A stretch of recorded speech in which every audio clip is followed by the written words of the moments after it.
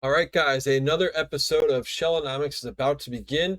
We are joined, pretty much almost as always, our good friend Christian is here. You guys have wanted this one for a long time. We're going to be talking about The Last Ronin. So, Christian, when did you first hear of The Last Ronin? Yeah, the first time I heard about it was like in issue number 100 of the IDW run. Like back then, they had like this ad where it just said "The Last Ronin," Evan Eastman, Peter Laird, and coming soon, and nobody knew anything about it. So yeah, I was hyped from that moment. Like, what does this mean? Wait, it's really Peter Laird coming back from retirement? I mean, now we know it's not really like that. It's more that this is based on a story that they two created like way back in the original era. And they like Kevin Eastman brought it up again and talked to Peter Laird like, okay, can we use this? And Peter Laird was fine with it. So they like built up this story from their idea that they two had back in like the 80s. And yeah, and oh boy, did it work out. It was an enormous success. It was incredible when this book came out. It was like it blew up. It like topped the charts of the graphic novels. It sold more back then than Spider-Man and Batman and everyone. It was number one. It was amazing. It was incredible how many people it brought into the TMNT comics. And yeah, How shocked and happy were you that the Turtles were going in a very violent, graphic direction? Not to the point where, heads were chopping off in very foul language, but, for older fans who have grown up from the start, we've matured. And I think it's okay that the Turtleverse has matured too, right? it's for adults. It's for us older TMNT fans, and I'm so thankful that we also can have this. So, as I always say, Turtles can really work both way. You can have the fun stuff for the younger audience, but you can also do for older audiences, and both can work. It's just like Batman. And it even went that far that they even talked about like doing an R-rated movie based on this comic. That's on ice right now, unfortunately, but who knows? I mean, it doesn't have to be live action. I know I'm really getting ahead of myself here, but just imagine like an animated movie based on this book, and wow, hey. All right, Christian, before we get into this, some people here may not have read Last Ronin yet. So we won't spoil who the Last Ronin is until we get there. For me, when I first heard about this, I was either thinking it was Raph or Mike. Raph being the gritty dude, it would just be almost karma where the hot-headed man had to be the last one. Or Mikey, because technically he is the first ever Ninja Turtle, as he was created, the big turtle holding nunchucks, that infamous photo. So, Christian, I know you're a fan of all four turtles. It's hard for you to pick just one. So I want to hear you make a case for each turtle to be the last Ronin. Raphael, like when you think about like dark street level ninja action, the first one that comes to my mind is Raphael. It's like he's the dark and gritty one, so that could totally work in my opinion. Michelangelo, on the other hand, is like the total opposite, and that makes it like more interesting because Mikey is the funny one, the light-hearted one, the heart of the team, and like something really horrible happens and he turns 180 degrees and now he has to be serious. So that could also be so interesting. If you think about Leonardo, yeah, like he's the last turtle big because he's the most skilled one. He's the most straightforward turtle. So that could work too. Donatello could be interesting. Like once again, like a bit of an opposite because he's not that like dark and gritty. He's not like I'm totally ninja. He's more like Donnie is always more like the pacifist. He's more I'm more of a thinker, not a fighter.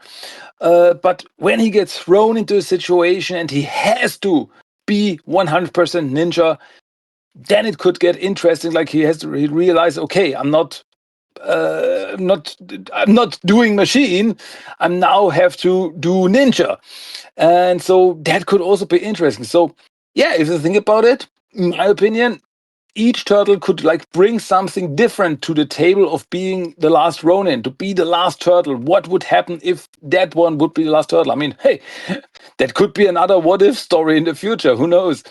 So yeah, each story could be an interesting one to be told. Christian, you've been around the internet more than I am when it comes to the Turtleverse, especially when this first was released. I didn't see too much negativity around this series at all. Nobody was saying, oh, this is going to suck. What are they doing? You know, like Sonic's first movie. Oh, hey, they got to change the look on this guy. The Turtles being aliens and Michael Bay. Was there a lot of negative buzz around this anywhere that you could find? No, not that I remember. It's the same thing here. Like the way the story evolves here, it makes total sense who really the last Ronin is. And I can't remember that I heard anyone saying anything bad about like, nah, it doesn't make any sense or anything because it makes sense. And without further ado, it's time, buddy. Let's get into it. The Last Ronin, issue 1. Take it away, Christian. Yeah, let's get into Teenage Mutant Ninja Turtles, The Last Ronin, #1. The first issue is called Wish for Death. And oh boy, that came out in 2020. It's been 6 years, almost 6 years, and it's crazy. So the story starts off 30 years in the future, and we see a lone turtle carrying all the turtles' weapons, and he comes back to Manhattan. He sees visions of his brothers who are all dead. He's the last living turtle and he's wearing a black bandana. He came back to Manhattan to find the last Oroku Hiroto, who is the son of Karai, to get revenge, to finish this once and for all. He fights his way through New York to enter the tower where Hiroto resides and rules over New York. He fights cyborg foot ninjas and mousers, but one giant robot pushes him out of the tower and he crashes down onto the pavement below. He limps back into the sewers and with his last rank thinks that it is over. It's like bleeding and, well, he's not very well. And so he thinks it's over and he is actually about to commit seppuku. But before he can go through with it, he faints and is found by a young woman. Later, he reawakens in a lair in the sewers and is greeted by April O'Neil, who he thought was dead. And she is happy that he is still alive, and she calls him Michelangelo. Up until April says Michelangelo, I was still guessing. I almost wanted to fast forward, dude, and just like flip through all the pages. Who is it? Who is it? But I was like, oh, it's got to be Raph. I see all the weapons laid out. I don't really see Michelangelo's attitude this way, but when it was Mikey, I was very happy. I did a little fist bump because I'm like, yeah, my dude made it. What was going through your mind? Take us through your mind the first time you were reading this, trying to pinpoint who is the last Ronin. Yeah, of course, when I started reading it, of course, I was also thinking, so, okay, who could it be? Who is the last turtle? And my two thoughts were, I think it's either Rev or Mikey. Like Rev is pretty obvious. Like as I said, he's the dark, the gritty one, so it would totally work. And Mikey, the total opposite, that would be so interesting. And yeah, I was like, I think I remember that when I read it and was on the last page, and she said, oh, "Glad that you're here, Michelangelo." And like, I knew it. uh, so yeah, and I remember when I read it, I really looked at I tried to like get a clue, like get every clue, like look at the turtles, like the visions of the turtles that Mikey has, and like, okay, that could be Leo, because I always like in shadows, you don't really see them, like I don't know, from the way they speak, and like I really try to determine who is who, and yeah, but still the last page, like it makes sense. So it really, as I said, it really was a surprise. I thought it could be, but I wasn't sure. So like, oh man, like perfect ending for the very first issue here. And with that, let's not waste any more time. Let's get right into issue number 2 of The Last Ronin.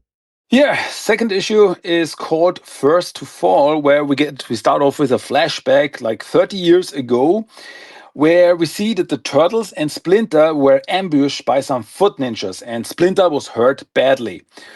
Rev goes berserk, he is furious and goes out to confront the current leader of the Foot, who is Karai. Rev goes berserk and fights his way through an army of foot ninjas until he gets to fight Karai herself. And as they two fight, both get wounded badly and fall into the river, where Karai is then able to kill Raphael before she falls unconscious herself. So Rev was the first turtle to die. In the present time, Michelangelo gets introduced to April and Casey's daughter, Casey Marie Jones, a young teenage woman, and she's the one who found Mikey in the sewers. Mikey then tells April and Casey Marie what happened to him. After his family was killed, Mikey left for the mountains of Japan and he went into a cave to die, but his mutant body didn't let him, and after a while he found his will to live again. He lived a peaceful life for a while there, but some man appeared and wanted to fight Mikey just for fun. Mikey defeated them and realized that he had to go back to New York to finish the whole Foot Clan, Hamato Clan feud. Back in the present time, April goes to a safe and gets out the robotic head of none other than the Fugitoid. And that's where issue number 2 ends. Once again, nice little cliffhanger. Whew, dude, does it get any better? We know it's going to. We certainly know it's going to. Can you, let's see here. How did you like April's little new body part? Almost reminded me of Cable from X-Men. Yeah, it's so interesting, like an elder April, and she's got a robotic arm and a robotic leg, and we're gonna find out why she has that. And I gotta say, I really liked it. It makes sense in this like futuristic world, like kind of Blade Runner style world. And I always have to think about the fact that if they would have made a Last Ronin movie, the possibility was there to get Judith Hogue back to play the elder April, and that would have been just so perfect. Who knows what the future will bring, but yeah, that's not gonna happen right now. But yeah, it's really good. It's really interesting new style for April here. I agree all the way. Feel free to pop us into the next one with another familiar face, and I'm going to ask you if you thought that was who he was. It took me a while. I'm like, I think this is somebody I know, but I'm not sure. Okay, yeah, let's get into issue number 3. That's called Fight or Flight. Another flashback 20 years ago. We see that Karai is in a coma, and her son Oroku Hiroto is the leader of the Foot Clan now. And he proposes a meeting for a truce between the Foot and the Hamato clan. And for this, Splinter and Donatello have to go to Japan. But as soon as they leave, Baxter Stockman, who is working with Hiroto, starts his attack on the other turtles and their allies. So a big fight starts with robots and Mousers, and in the end, Baxter blows up the whole building, killing Leonardo and Casey. The Fugitoid seemingly also gets destroyed, and April barely survives but loses an arm and a leg. She has now robotic parts. Soon after that, she realized that she was pregnant. Mikey, who unbeknownst to April also survived the explosion, went to Japan to find Dawn and Splinter, but it was already too late. Back in the present time, Hiroto tells the city about a terrorist who causes trouble and sends out his men to find him and everyone who works with him. April shows the head of Honeycutt, the Fugitoid, to Mikey. Together with Casey Marie and the Resistance, they want to put a stop to Hiroto's rule. For this, they need to attack Stockman, who controls all the security systems for Hiroto. And to get to his hideout, April shows the others a big armored turtle tank vehicle, getting ready for action. Oh man! So were you crying at all reading these? I mean, I wasn't in tears, but my heart was hurting just reading all it. Very heavy heart reading issue by issue because it's just going one by one by one. He's losing. The turtles are they're Yeah. done.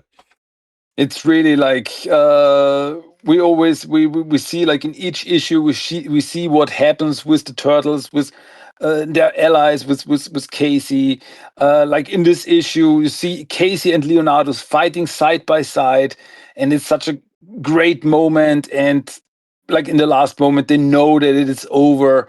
Like, oh my God. And then we see like Casey's mask just hanging there after the explosion. Like, oh, that's just fantastic. And I remember Ben Bishop, who drew these flashbacks, like people really coming up to him at conventions and stuff and saying like, "You're the guy who killed the turtles," and like, yeah, sorry. Oh, So yeah, it really hits. It really hits hard. it's just beautiful too, just to see that like send off, like Leonardo, just the katana there, and it's just that's all you need, and you just sit there and reflect on it, almost like when you go to a graveyard and go talk to a former Mhm. loved one, just in confidence by yourself, saying, "I miss you." So, oof, and we still got more to go, more action. Feel free to take us in the next one.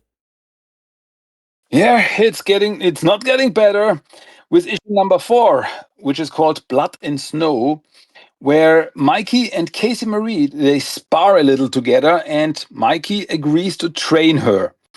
Then April asks Mikey what happened to Splinter and Dawn.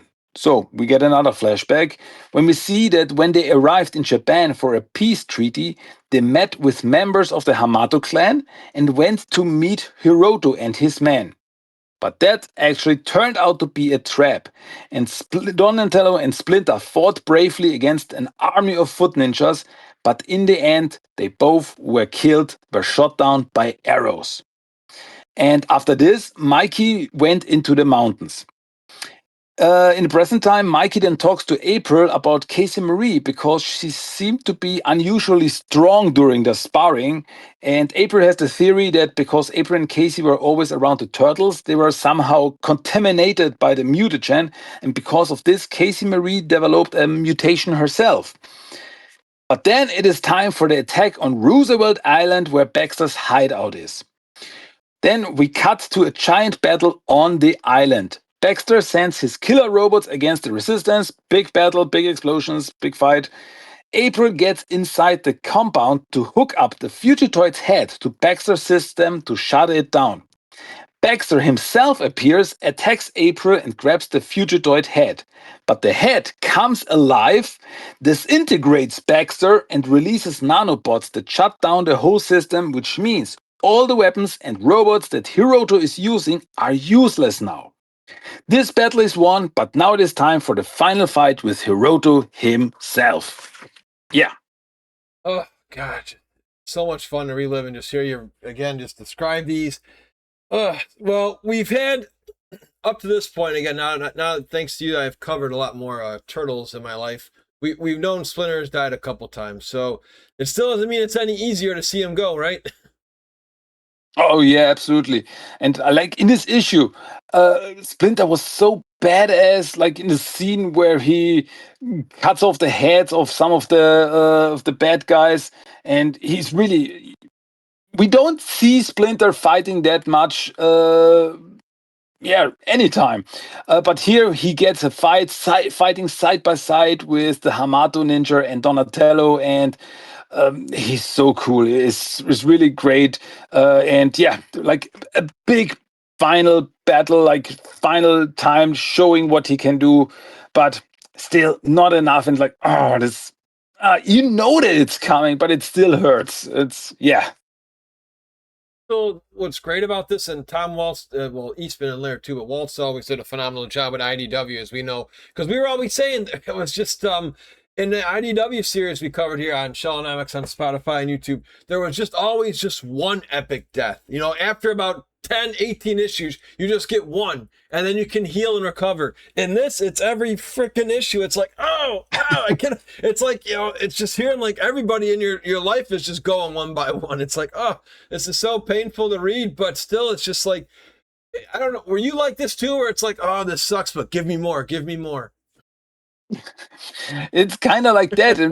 I mean, as I said, it hurts. It hurts Yeah, every time, but I still want to yeah, know, okay, what's gonna happen next? I want to know what's gonna happen next time.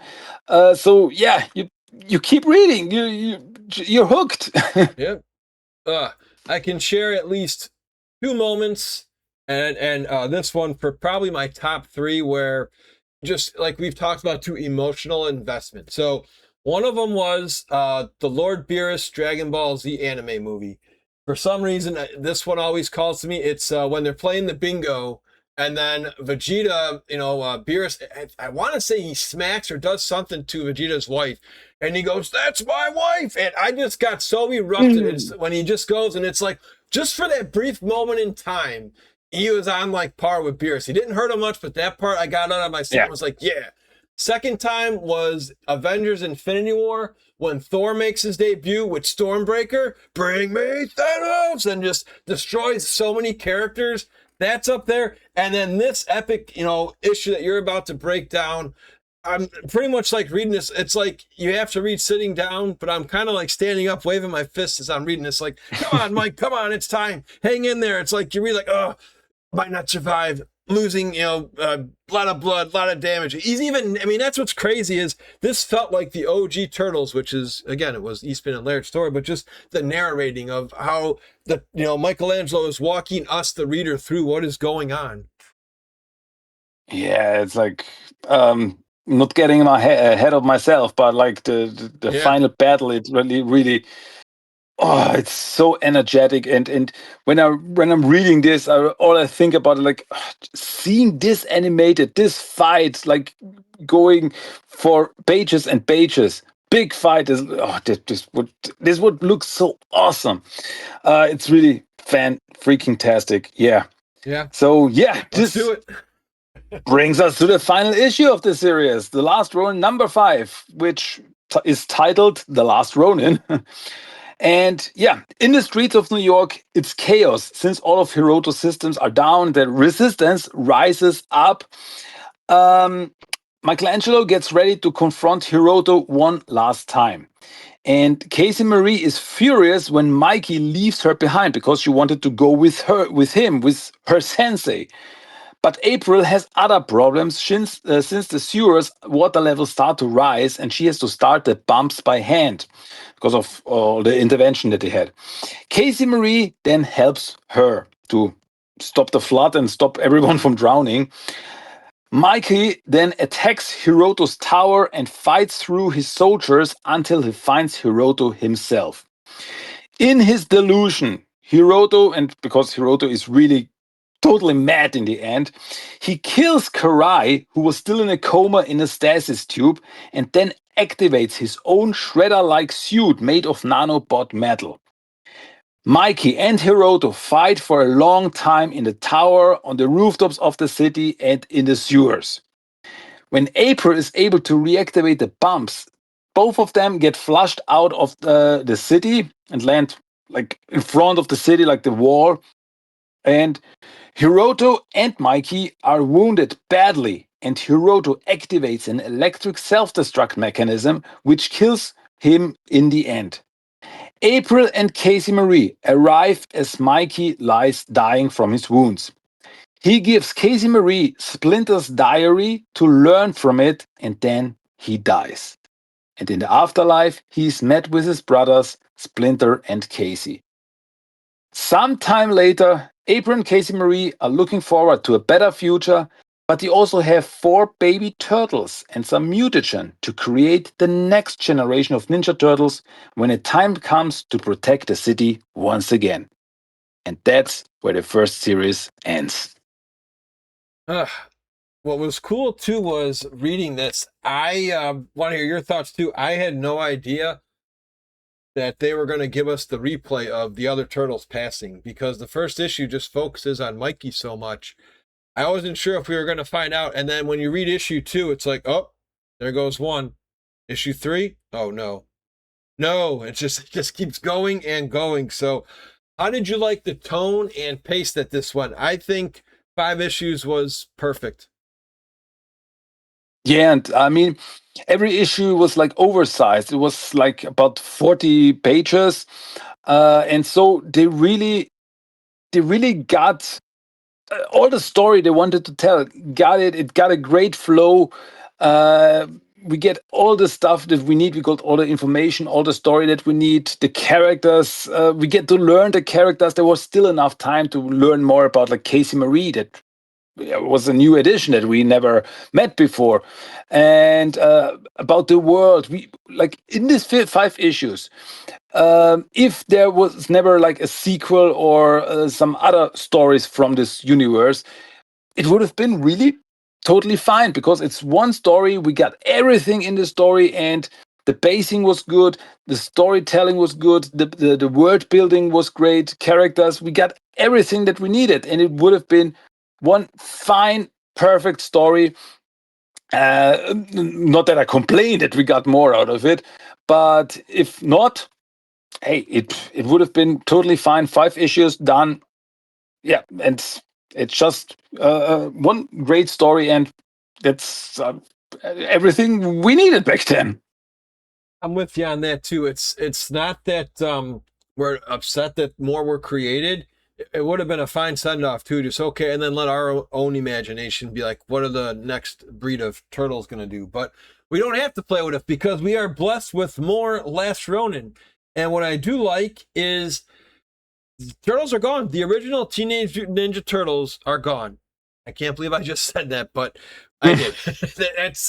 That's the universe that this Last Ronin takes place in.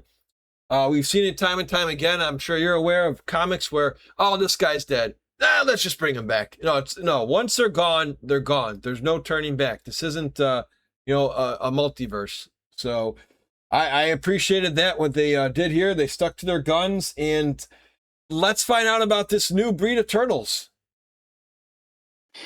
Yeah, because sometime after this story ended, we get a next story, which was called Teenage Mutant Ninja Turtles: The Last Ronin, Lost Years. And in these books, also 5 books, we have like, it was always 2 parts. We get some stuff from the future, like the present time, where we get to meet the next generation of Ninja Turtles, and then we get flashbacks from Mikey, like still filling some plot holes from the original series, and gotta say that really worked well. So, get into the first issue of Lost Years. We first get some present time stuff where we meet the new turtles, who are still like toddlers in here, and they are called Yi, Uno, Moya, and Odin. And yeah, when we meet them the first time, they are fooling around, and April and Casey Marie, they try their best to keep them under control, but yeah, they're just kids. They're not teenage ninjas yet. So then we get a flashback to the past, where we see the time when Mikey arrived in the mountains of Japan. And he was alone and wanted to die, but after a while he started a new peaceful life. That we already knew. Then some men arrived and started to beat him up. Mike remembered a moment when the Turtles and Splinter fought the Foot Clan, and Splinter told him that he is stronger and he has to fight back. This brings back the fighting spirit to Mikey, and he beats the man up. Soon after that, he finds that these gangsters have raided a nearby village and killed everyone there. Mike found some more of those gangsters there and killed them. And then he found out that this is an organization led by a man calling himself Deathworm. And suddenly, the spirits of his brothers appear for the first time and tell Mikey to get going and find out more. And that's like where the first issue of Lost Years ended.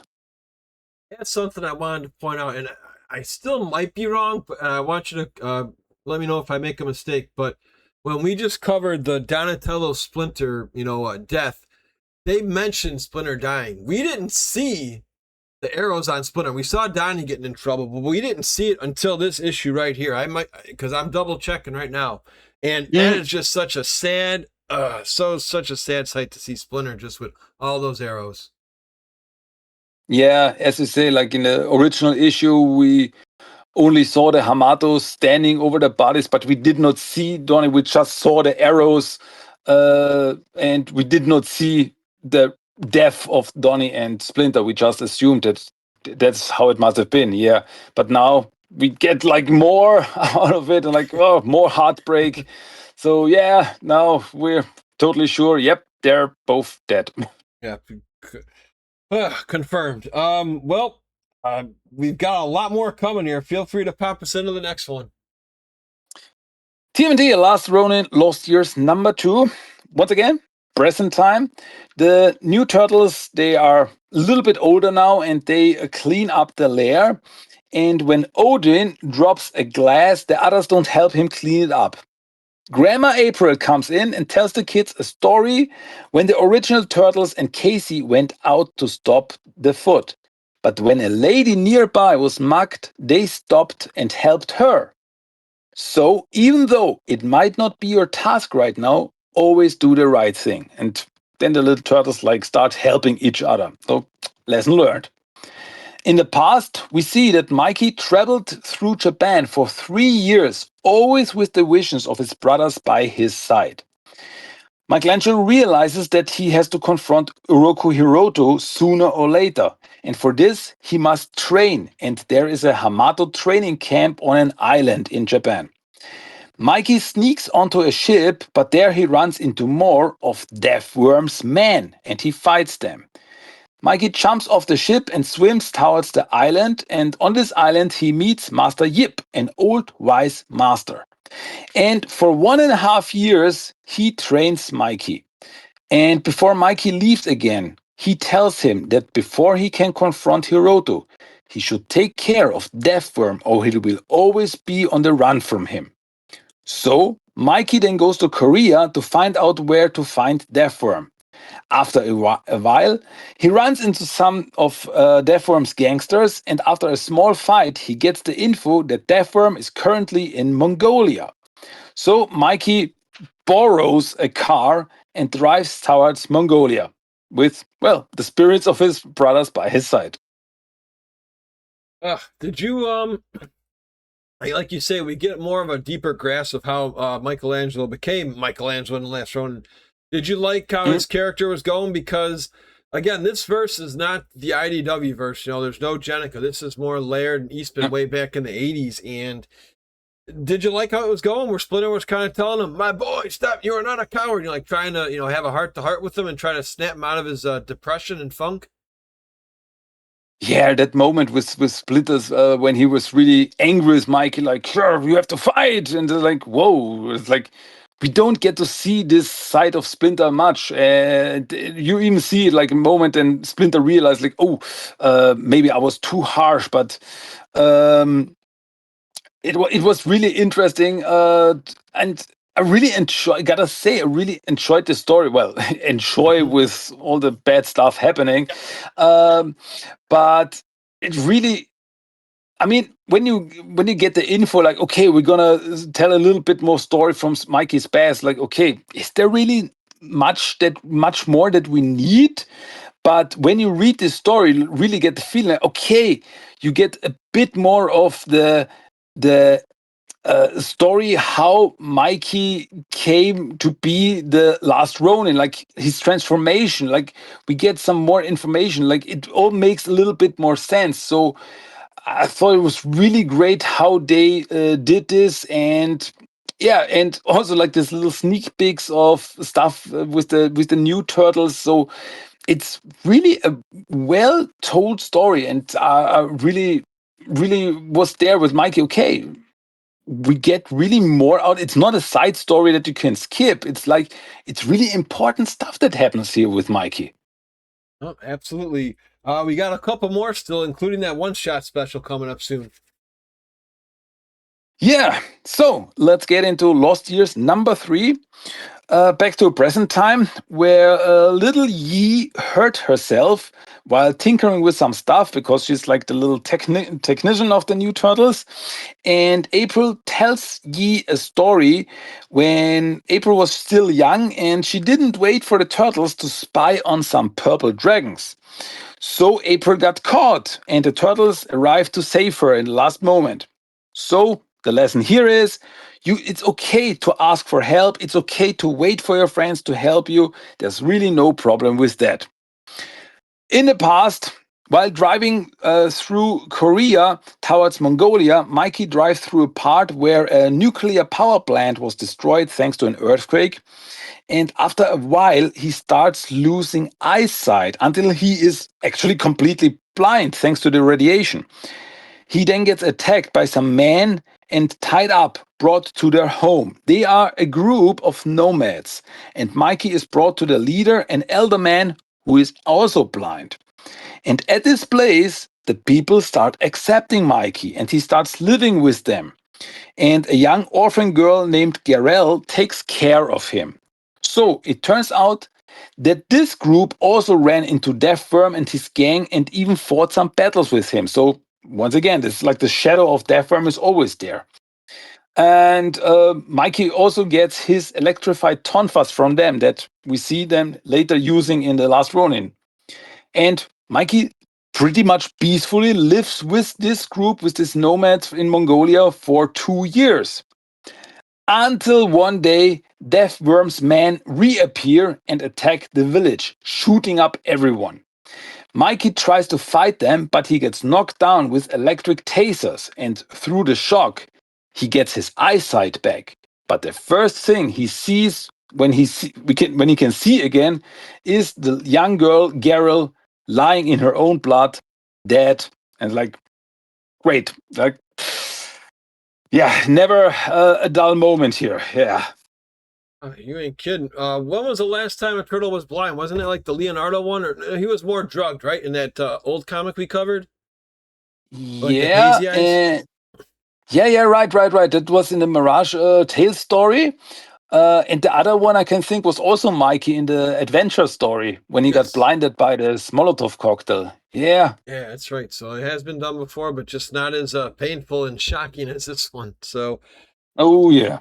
oh man. So I guess let's just do. How do you like the newer turtles here now? Um, I gotta say, I really like them. I really had to. It took some time to get used to them because I mean, it's 40 years been the four turtles, Leo, Mike, Don, and Rev, and now we have this new generation which we never met before, and I really had to get to know them. But uh, I really was when I was reading this short episodes like at the start of each issue, I was really like, I really want to know more about them. I really want to see more of them because it's not like they are just a copy of the original turtles. They are all really individuals. I mean, you see traits of the turtles in them. Like Uno is really stern, like Leonardo, and Yi is like the technician and so on and so forth. But I mean, we also have like two male turtles and two female turtles in this group. And they're also really they all look different. Like they're all different types of turtles. So they really try to mix it up, not just like, okay, this is Donatello number 2 and Raphael number 2. They really mix it up, like give them different character traits and like I mean, as I said, you get some um, of the traits from the original turtles in them, but it's not like just a hard copy of them. So yeah, from the start, it was like investors like I want to know more about it. I want to see more of them. I want to get to know them. I want to learn about them. So I always enjoyed these little stories with them, like seeing them growing up, and who knows what the future will bring with them. But I'm really invested to find out more in this universe. Now, for me, if let's just say that they just said, "Hey, we're going to have a new Turtles comic, and it's going to be April and her daughter and these turtles," without the last Ronin buildup and understanding, I may have skipped these ones just because I don't know, think I would have cared as much. But like you're saying, since it was built up Mhm. this way and the pace where they go back and forth, like you say, the little short stories, it does help you, me at least, get a little more intrigued. So well said there, my dude. We've got another one coming for you, folks. So, Last Ronin, Lost Years, number 4, where, yeah, just talking about the turtles, we get the young turtles, and we see that they now got a little bit older, and they are in training and on a mission to rescue a hostage. And they have to work together, but Uno won't wait for the others and storms in.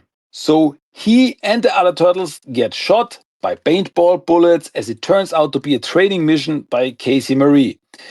Then she talks with Uno that he must work together with the others. We must work together with his teammates, or the next real mission could end deadly. And so, yeah, once again, like get a little insight into his characters. As I said, Uno is very, very Leonardo-like, but he's also he's also hot-headed like Raphael. So it's like a mixture there. So yeah, it's very interesting. So in the past, Mikey is now captured by Death Worm's men, and he's brought into a prison camp, which is run by a woman named Abigail Finn. Have heard that name before? Where humans and mutants or monsters are separated but brought into an arena to fight each other. Everyone has a microbomb implanted in their neck so they won't escape. There, Mikey meets a man named Jaka, who is a martial artist from South Africa. He was kidnapped as well, and he swears vengeance against Deathworm. For 2 years, Mikey is kept there and fights and kills to survive. Until one day, he and Shaka are the last ones, and they have to fight each other. But for 2 years, they were like best friends.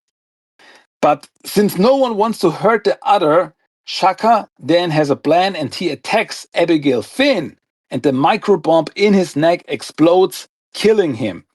He sacrificed himself because he knew that Mikey was the one who could bring Deathworm to justice. Like, give him hell for me. And then he died. Like, once again, like every time Mikey lets someone get close to him, it ends horribly. And like, you really can only feel bad for Michelangelo, and you like after a while you really understand why he became the last Ronin, like being like all grumpy and shut himself from everyone. And yeah, it's, as I said, you really get more into Mikey's head, so I really appreciate these stories.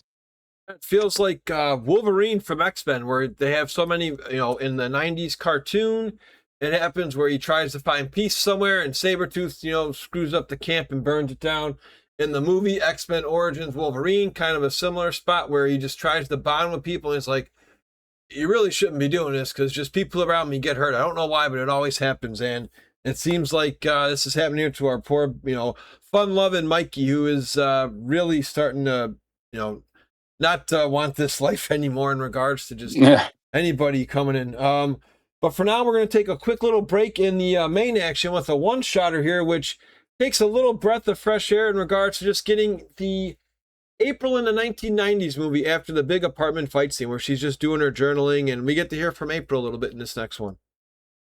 Yeah, TMNT Last Ronin, the Lost Day special, which takes only place in like the present time of the Ronin wars, where we see when it starts off with Casey Marie, who goes on a date with police officer Watanabe, and when she is gone, April takes the four turtles to the surface for a trip to the black market. There she meets Tinker 2, whose father was killed during the flood at the end of Last Ronin, and she blames April for it. But April gets what she needs from her and goes to the next destination, where she meets with some purple dragons and their new leader called Jigsaw. First, there's a little conflict with the turtles and the dragons and little fighting, but soon they calm down as they are not enemies right now. She trades the package that she got from Tinker 2 for another package. So next, they meet with two cops, and trade a package of donuts for some fireworks.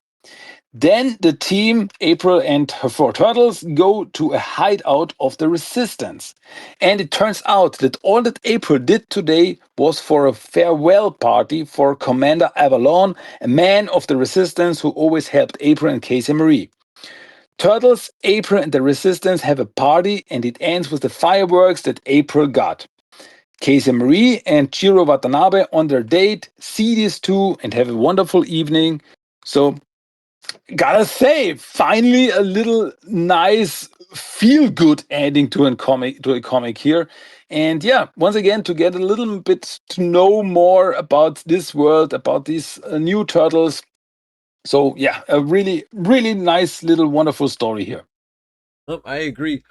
We also didn't really talk about, I wanted to ask you here, how did you like when it goes to the old school black and white vibe sometimes? Like the old, Oh, that's I thought it was always just a fantastic ad. yeah, it's like Kevin Eastman style. It's such a distinctive style, and I always like it when you just for a few pages when there's a flashback or anything, you get just some black and white style. It's like this is the classic stuff. This is the OG stuff, and I'm always there for it. Just little tidbits here. Yeah, I'm a big fan of that. Same here. Couldn't said it better myself. We've got one more to take here, and then that's going to do it for our Ronin, like part 1. Yeah, Lost Years number 5. Here we start with the past, like after Shaka's death. Mikey goes wild and attacks everyone, but he gets knocked out with tasers. When he awakens, a doctor is about to get a bomb out of Mikey's neck, and he's told that since he's the champion, the last survivor, he's free and he can leave. So they at least kept their promise. From Finn, he gets the information that Death Worm is currently in Italy, so Mikey goes on his way there. Death Worm's headquarters is actually inside the Colosseum in Rome, and Mikey sneaks in there and starts attacking and killing all of Death Worm's men. Then he gets attacked by a big Mongolian man who Mikey guesses is Death Worm himself. But that guy gets killed very easy, and then the real Death Worm comes out, who is actually an elder Mongolian man who turns out to be a very good fighter. But in the end, Mikey is able to grab Deathworm's head between his two electrical tonfas and fries his brain. Deathworm is dead. Mikey takes then the big trench coat from the big guy from earlier, so that's the last Ronin look is complete. And now he goes on his way to his next destination, to New York to confront Oroku Hiroto, and that's now where the original story started. In the present time, the new turtles are teenagers now, and they trained their whole life. Casey Marie explains that the names Moya, Yi, Odin, and Uno all mean the word one, number one, in different languages that Mike has encountered on his journey. Like when he was in Italy, it's Uno. When he was in, um, what was it? Like other places, like Odin, Yi, and Moya. Um, Moya was for Africa. Yeah, that's right. To remember Shaka.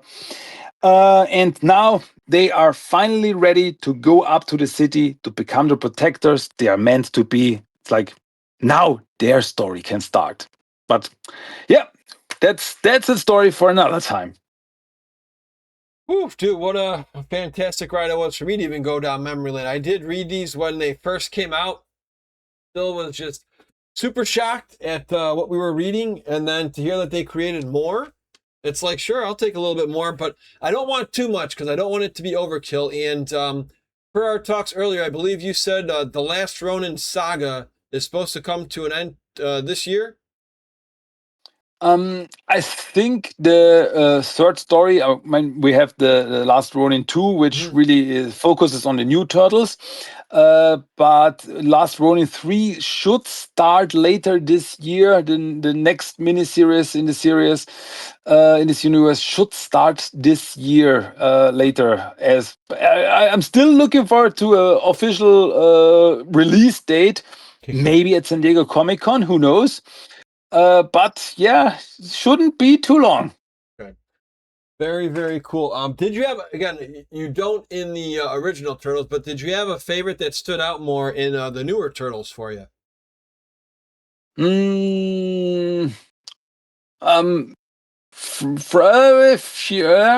yeah, I gotta say, I'm a bit of a fan of Odin. He's like this big, really snapping turtle guy, but he's just a softie, and I really like this whole thing where he's like the big guy, and the first when you see him, it's like, oh my god, he's such a strong, he's like Hulk character, but then he's like, oh, I'm just nice little guy, and I love it. And you just want to cuddle him, even though he's so big.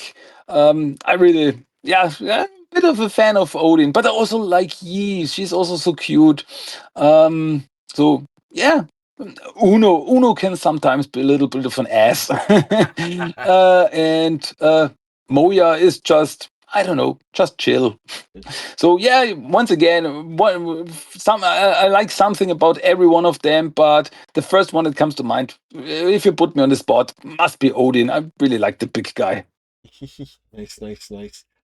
One of the few times during this whole series that put a smile on my face in a good way was reading Turtle Titan. How excited were you seeing Turtle Titan pop back? Yeah, like that was so cool. And I mean, who was the one who ran the tournament? Abigail Finn. Haven't heard that name since 2003 show. Yes. So yeah, they really, once again, they really know what they're doing. Like little Easter eggs here and there. And you know me, I'm always there for Easter eggs. Always put a smile on my face. So yeah, like, give me callbacks and I'm happy. Yeah, especially because there weren't, there was not much, breaking fourth wall like our 87 Turtles, really not too much sarcasm jokes either. Just let's get down to business. So there's really getting, if this does turn into a movie, it's going to be very rare that you hear a happy joy kind of song. It's going to be more dark and gritty, kind of like the 1990s movie. So, uh, Mm, final thoughts on both of these, dude. If you have any more things you'd like to share.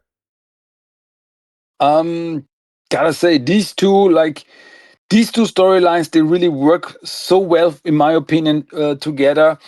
The last Ronin, the first, was really such a big surprise, and it was such a hit, and I can totally see why. Like, and I was happy that it was such a big hit because like the people behind it really saw like, okay, people want some more grown up turtle stuff, like some little bit more serious and a little bit more darker. So that's totally cool, like not just the kid stuff, which is totally fine, but you can also go the other way. So I was really happy, like, okay, and I was really surprised sometimes like how dark it got. And yeah, but yeah, just a little bit more adult action, a little bit more grit and darkness. So I really like this, like a bit callback to the OG Mirage comic style.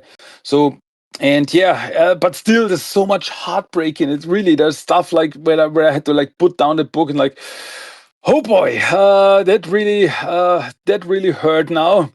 And it doesn't stop. Like every issue there's like a big heartbreak, so they really know what they were doing with this. Like they really hit the feelings. And yeah, it's like it's really weird in a way. It's like, oh my god, this is so bad, it hurts.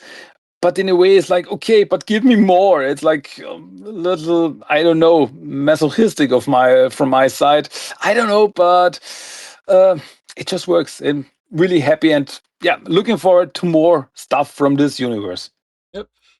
It's like you were saying too, there's so many fans out there. I didn't like the 2012 show. This is too kiddie. We need more dark stuff like the old original cartoon, which was not really dark. It was just season one, or the 1990s movie. Here Mm. you go. Enjoy.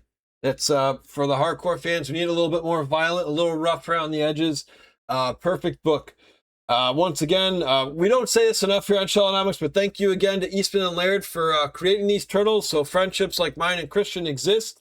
Thank you again to Tom Walt for jumping in here too, just to make a beautiful, as Christian likes to say, chef's kiss style story here for us Turtles fans. Because I don't think there's anything I would have changed in any of these books. There's like a teeny tiny percent, maybe they could have changed how they brought the story. But after rereading it with you, it's like, no, I like how they slowly got us Michelangelo, and then we go back to see what happened to our other Green Machine friends. Yeah, this is a heartbreaker, but it's okay. We survived. For me, I live on my own with my dog, but for you, like you were saying, reading these books, I'm pretty sure your wife may have seen your face say, "Honey, what's wrong?" I'll be okay. Just Leonardo died. What? And then the next week, Raphael and Splinter. What are you talking about? So yeah, I can see just if you need that supportive companionship, right? Yeah, but I think I need a hug now. Yeah, exactly. Oh man. Well, that is gonna do it here today, guys. Thank you as always, Christian. If you guys want more of current comics, last week Christian and I talked about Saturday Morning Adventures, but Christian's got you up to date, don't you, dude? Yeah, actually, on Teenage Mutant Ninja Turtles The Talk, my podcast, I currently released the newest English episode where I talked about the newest comics from the Teenage Mutant Ninja Turtles Saturday Morning Adventures. And oh boy, they are so much fun. So if you're into that, check out the podcast TMNT The Talk on Apple Podcasts, Spotify, or just go to the website tmnttalk.com where you can find all the stuff, all the episodes.